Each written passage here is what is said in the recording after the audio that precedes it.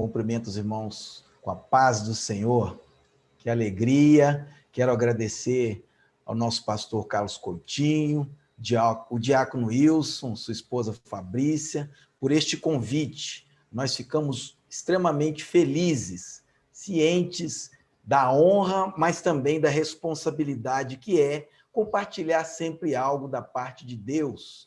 Nós queremos ser breve, também para não tomar o tempo dos irmãos. Sabemos que os irmãos, o tempo aí nos Estados Unidos é diferente aqui do Brasil, parece que o relógio corre mais rápido e as coisas são bem mais agitadas, mas certamente Deus tem algo para nós nesses momentos que vamos passar juntos aqui. Eu vou colocar aqui, compartilhar um arquivo e os irmãos poderem acompanhar. Glória a Deus. Enquanto aí vocês estão com a neve, aqui no Brasil está um calor muito forte, praticamente um sol para cada um. A gente olha as fotos dos irmãos aí na neve e fica pensando, ah, meu Deus, que saudade. Bom, um tema muito importante, muito interessante e também muito amplo, viver com propósito. Oh, meu Deus, viver com propósito. Inicialmente, eu cheguei a este livro de um autor chamado Rick Warren. Excelente, indico esse livro para os irmãos. Tá? Um livro que tem muita coisa que nos leva a refletir. Ele fala sobre qual seria o sentido da vida. Você não está vivo por acaso. Muito antes de o universo ter sido criado, Deus já tinha um plano para você. E os propósitos que ele tem para a sua vida vão muito, muito além dos poucos anos que passamos neste mundo. Você foi criado para viver eternamente. Então, eu já quero iniciar indicando para os irmãos este livro. Você encontra este livro, inclusive, em PDF pela internet. Se você procurar, você encontra. Indico essa leitura. E, inicialmente, era sobre este livro que a gente ia falar, ia montar uma palestra em cima deste livro. Mas, na semana passada, Deus colocou uma palavra diferente no nosso coração. Nós vamos falar de vida com propósito, e eu gostaria de começar falando acerca de uma vida sem propósito.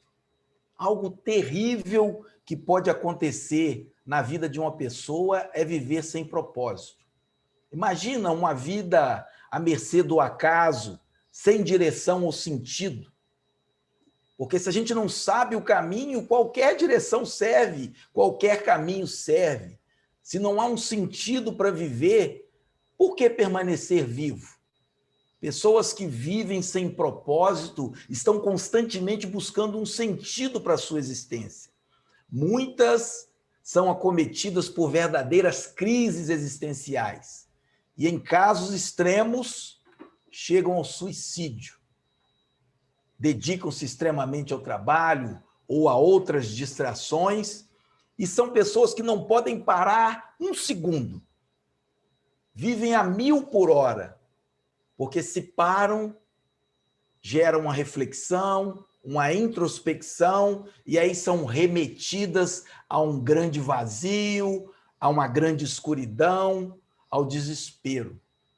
E é interessante, porque o propósito de vida de uma pessoa é maior que ela mesma. O propósito antecede a criação das coisas. Existe na Bíblia um termo predestinação, que vem do latim, essa palavra, praedestinatione, é uma destinação antecipada e tem a ver com o propósito das coisas e o propósito de Deus para cada um de nós. Pensa, para que foram criadas as lâmpadas? Se não acendem, tornam-se inúteis. Ou pior, qualquer pessoa dará uma destinação que achar coerente para uma lâmpada, por exemplo, que não acende. Pode ser usada para fazer pó de vidro, para ferir alguém, enfim. para uma variedade de coisas. E conosco também não é diferente. Quando não vivemos de acordo com o propósito para que fomos criados, nós deixamos nas mãos de outros a nossa destinação. Nada melhor do que ser útil fazendo aquilo que nascemos para fazer. Eu louvo a Deus pela vida dos professores, que têm essa tarefa tão nobre, mas ao mesmo tempo tão árdua, de ensinar a palavra de Deus para as nossas crianças, para os nossos adolescentes e jovens. Realmente é um propósito extremamente importante para o reino e para a igreja. Veja o que a Bíblia diz em Efésios 1, 4 e 5. Como também nos elegeu nele antes da fundação do mundo, para que fôssemos santos e irrepreensíveis diante dele em amor, e nos predestinou para filhos de adoção por Jesus Cristo, para si mesmo, segundo o beneplácito de sua vontade. Então, a nossa história não começou simplesmente quando nós nascemos, mas muito antes disso, ainda na fundação do mundo, o Senhor já nos elegia, já nos escolhia nele e nos predestinava. Nós louvamos ao Senhor. E uma outra palavra de Mateus 5, 13 e 16, vós sois o sal da terra. E se o sal for insípido, com que se há de salgar? Para nada mais presta, senão para se lançar fora e ser pisado pelos homens. Vós sois a luz do mundo. Não se pode esconder uma cidade edificada sobre o monte, nem se acende a candeia e se coloca debaixo do alqueire, mas no velador, e dá luz a todos que estão na sua casa. Assim, resplandeça a vossa luz diante dos homens, para que vejam as vossas boas obras e glorifiquem a vosso Pai que estás no céu. Glória a Deus. Hoje, nós entendemos que somos chamados, somos escolhidos por Deus para realizar uma missão. Todos nós sentimos isso, que nascemos para fazer alguma coisa e é algo importante. E isso é o propósito de Deus para cada um de nós. Hoje essa mensagem é direcionada para toda a igreja, com ênfase aos professores, que dedicam parte de suas vidas no ensino da palavra de Deus, apresentando principalmente para as nossas crianças e adolescentes o maior de todos os referenciais, Jesus Cristo, nosso Mestre. Pois falaremos sobre referência, culminando na maior de todas as referências, que viveu totalmente focado no seu propósito, em cumprir a vontade de Deus Pai. Falamos de Jesus Cristo, o unigênito de Deus, a palavra, o verbo vivo que se fez carne e habitou entre nós, o exemplo máximo de uma vida com propósito. Referência é a palavra, é o nosso assunto central hoje. Todos nós temos referências em nossas vidas, e quando nós falamos referência, estamos pensando em pessoas que se destacam aos nossos olhos, possuem talentos, habilidades, sejam atletas, músicos, pregadores, pastores, pais, empresários e outros. E todos nós também, em algum momento da nossa vida, somos referência para alguém. Você já parou para pensar nisso? De repente você nem sabe, mas tem alguém próximo a você que tem você como uma referência. E quando nós falamos em referência, falamos sim de um propósito universal, porque é Deus quem nos permite escolher, ser e apresentar referências. Então veja que quando falamos de referências, temos uma responsabilidade inicial de escolher aquelas pessoas que nós vamos ter como referência, como exemplo para as nossas vidas. e, ao mesmo tempo, nós precisamos ser referências para a nossa família, para os nossos irmãos, para os nossos amigos e para as pessoas que assim quiserem nos ver, nos escolher como referência. E precisamos também apresentar referências. Referências entre nós e, em especial, a maior de todas as referências, Jesus Cristo, o nosso Mestre. Não podemos negar que nossas primeiras referências na Terra são os nossos pais.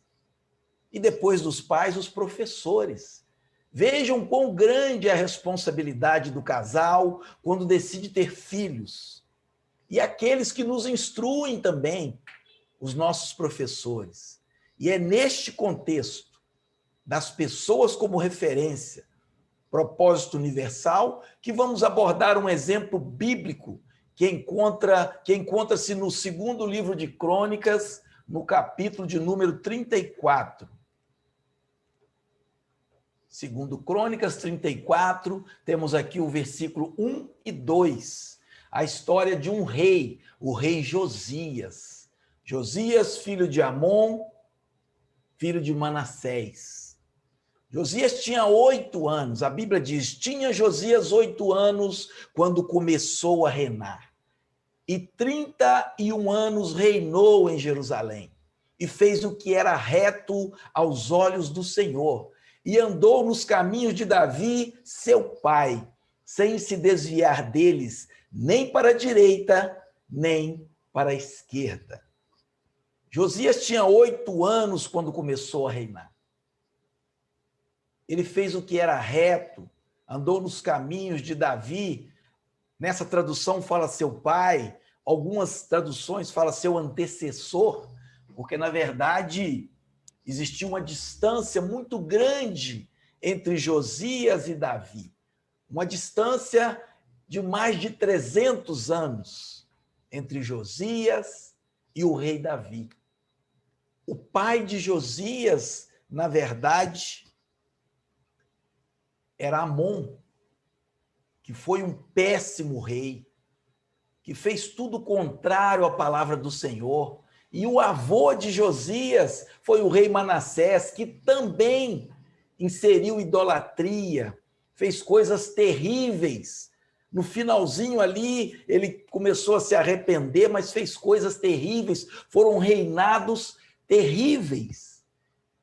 E Josias, mesmo assim, tendo um péssimo exemplo do seu pai e do seu avô, ele não seguiu o exemplo do pai Amon, nem do seu avô Manassés, mas tomou por referência Davi.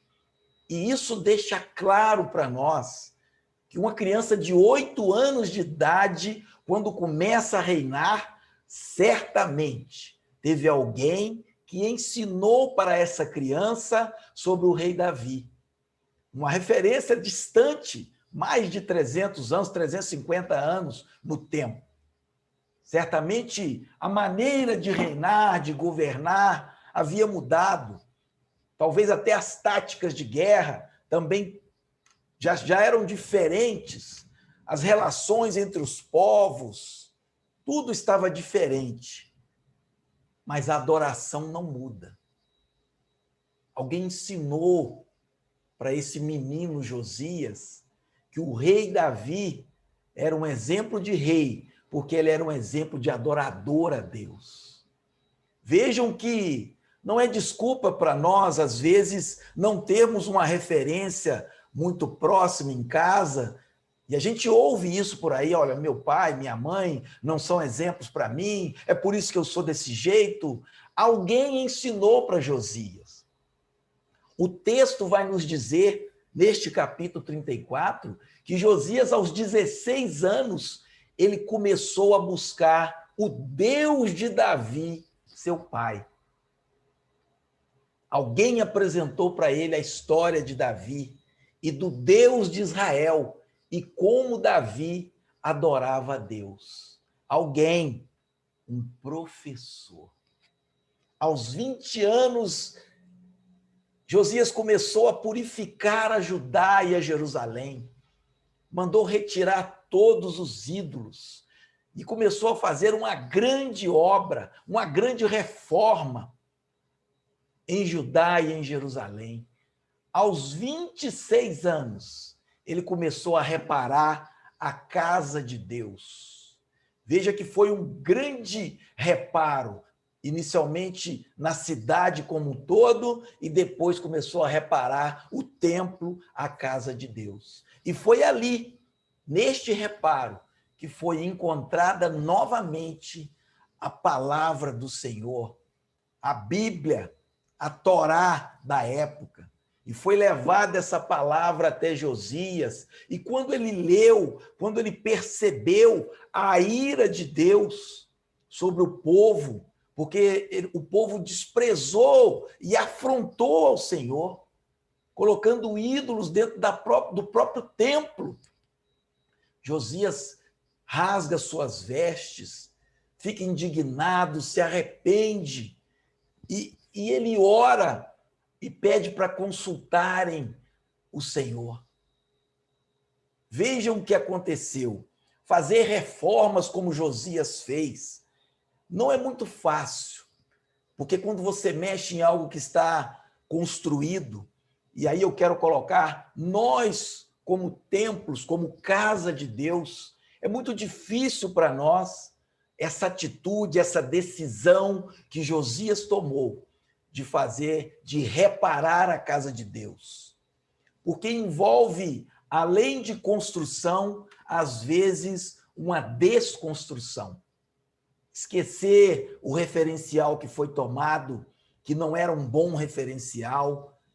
De repente, algum costume, algum hábito, algum sentimento que às vezes a gente expressa que não está de acordo com a vontade de Deus ou com a palavra de Deus, nos momentos de reforma e de reparo, nós precisamos desconstruir. É o que a Bíblia fala quando diz que nós precisamos negar a nós mesmos, tomar a nossa cruz de cada dia e seguir ao Senhor. Vejam que exemplo interessante de uma referência tão distante, mas ao mesmo tempo que se tornou tão próxima, deste menino Josias. E compete a cada um de nós escolher, ser e ensinar e apresentar as melhores referências para a nossa família, para os nossos filhos, para os nossos irmãos, para a igreja. E aí a gente, quando apresenta a maior de todas as referências, existe o que a gente fala de aceitar a Cristo. Aceitar a Cristo está dentro daquela primeira questão da escolha do seu referencial. Na verdade, é muito mais Cristo que nos aceita, mas quando nós decidimos ou quando nós escolhemos Cristo como nosso referencial, nos tornamos imitadores de Cristo. A Bíblia diz: vinde a mim, todos os que estáis cansados e oprimidos, e eu vos aliviarei.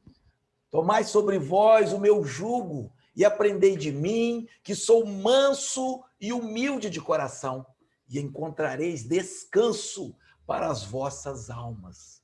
Porque o meu jugo é suave e o meu fardo é leve. São palavras de Jesus. É um convite de Jesus para todos nós. E este convite permanece sempre, todos os dias. Então, nós não precisamos sofrer demasiadamente. Nós precisamos, sim, ter Cristo como nosso referencial, aceitá-lo como nosso único e suficiente Salvador. E a Bíblia diz, em João 15,16, não fostes vós que me escolhestes a mim. Pelo contrário, eu vos escolhi a vós outros e vos designei para que vades e deis fruto, e o vosso fruto permaneça, a fim de que tudo quanto pedides ao Pai em meu nome, ele vos conceda. Isto vos mando, que vos ameis uns aos outros. palavras do Senhor. Ser igual a Cristo, o Senhor, o nosso desafio do ser igual a Cristo, a nossa referência.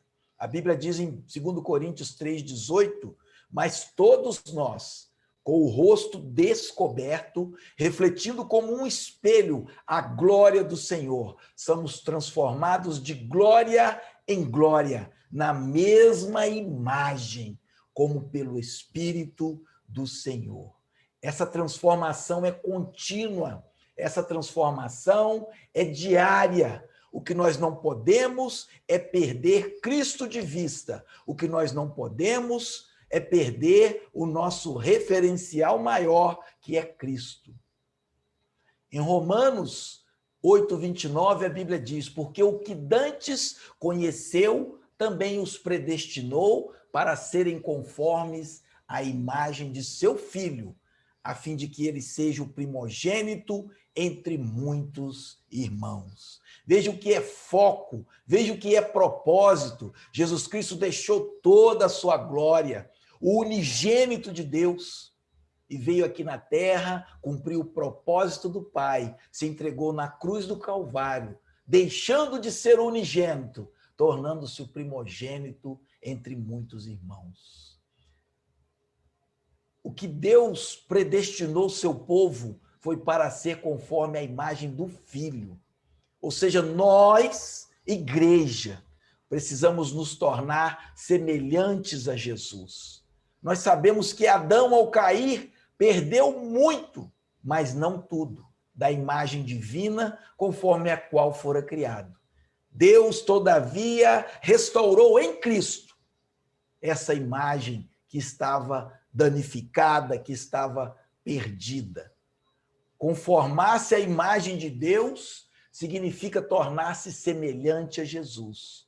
O propósito eterno de predestinação divina para nós é tornar-nos conforme a imagem de Cristo. Oh, glória a Deus! Louvado seja o nosso Senhor e Salvador Jesus Cristo, a esperança da glória. E agora a gente vê aqui um quadro de uma reunião no campo, que coisa linda, uma Bíblia Sagrada ao centro.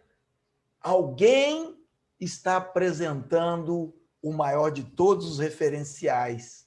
Alguém está apresentando a Cristo. Olha que nobre missão, olha que propósito maravilhoso.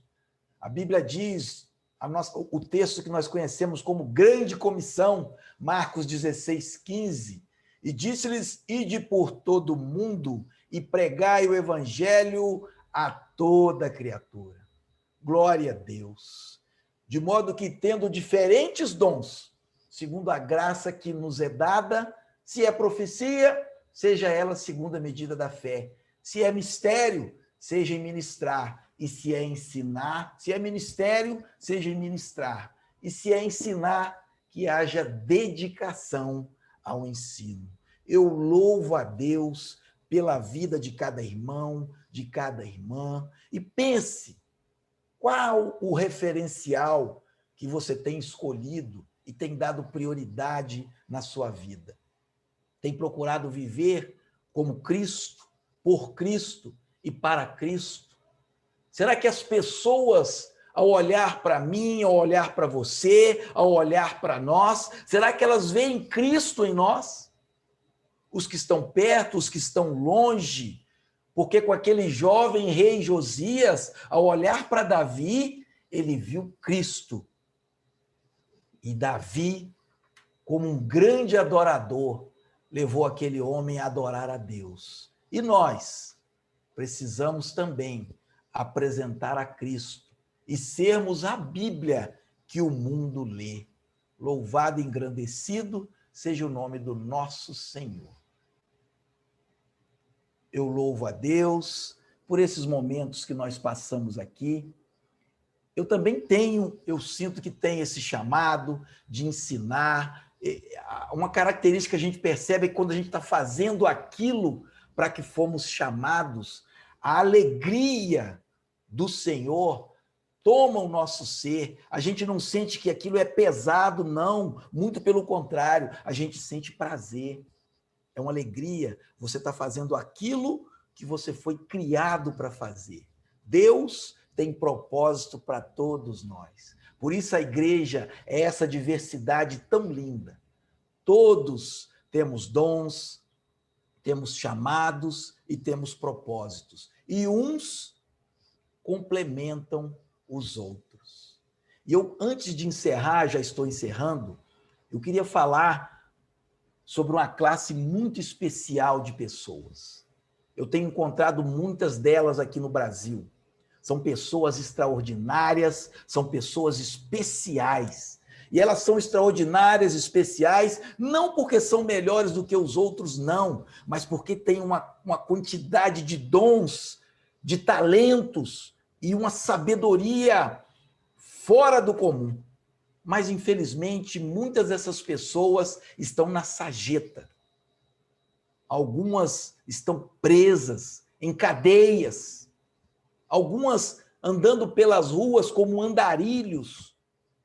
Pessoas que estão numa miséria terrível, mas que em algum momento da sua vida aprenderam que deveriam usar todo o seu talento, todos os seus dons, todo o seu prestígio para satisfazer os seus desejos pessoais.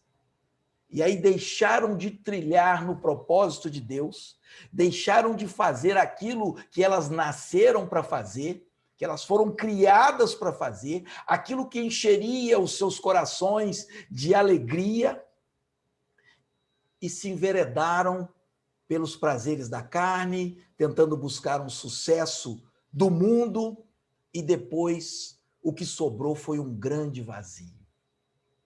A gente conversa com tantas pessoas assim hoje. Provavelmente você deve conhecer alguém assim, um grande talento, mas que está no fundo do poço, porque está caminhando fora do propósito do Senhor. Talvez até você se sinta dessa maneira. Tem sabedoria, tem dons, tem um chamado. Deus já revelou para você aquilo que Ele deseja que você faça na obra dEle, mas de repente você aprendeu diferente, que você tinha que buscar o sucesso, e que o sucesso era o acúmulo de bens, ou era o acúmulo de títulos, enfim, o que o mundo prega. Mas, na verdade, só Deus pode preencher o coração do homem. A nossa alegria está diretamente condicionada. A nossa vida está no centro da vontade daquele que nos criou. Ou seja, estarmos fazendo aquilo que Deus separou e preparou para que nós fizéssemos. Deus tem propósito para você. Você não é um erro, você é obra-prima da mão de um Criador todo-poderoso. Tem algo importante aqui nessa terra que só você pode fazer. Ninguém mais. Você pode fazer. Que Deus te abençoe, que o Espírito Santo continue ministrando no seu coração. E, mais uma vez, eu parabenizo aos professores, parabenizo os nossos irmãos, Diácono Wilson, sua esposa, porque a gente sabe que a luta é árdua, mas a nossa recompensa está no Senhor. E há prazer em cumprir o chamado, o propósito que Deus tem para as nossas vidas. Eu agradeço por essa oportunidade. Estamos juntos no combate. Shalom Adonai. Glória a Deus.